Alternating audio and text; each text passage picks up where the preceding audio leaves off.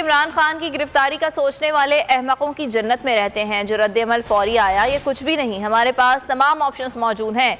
PTI रहनुमा फवाद चौधरी ने खबरदार कर दिया, कहा बनीगाला में अंधेरा करके दहशतगर्द दाखिल करने की कोशिश की जा रही है।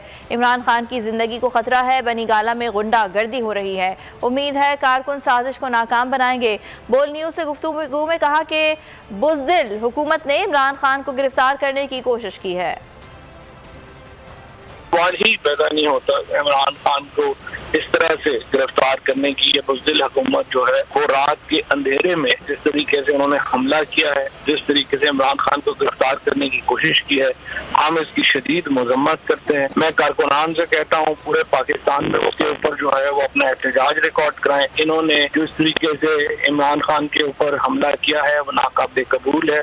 तो मैं पूरे कारकुनान को पूरे पाकिस्तान में कहना चाहता हूँ कि वो बाहर निकले और जो इस वक्त ये जो गुंडागर्दी हो रही है बनीगाला में उसके ऊपर एहतजाज के लिए वो फौरी तौर के ऊपर अपने घरों से निकले और इमरान खान की क़यादत के ऊपर एक यकजहती का इज़हार।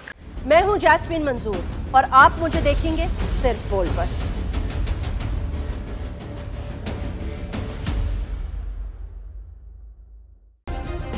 सब्सक्राइब करें और बेल दबाएं ताकि कोई खबर रह न जाए।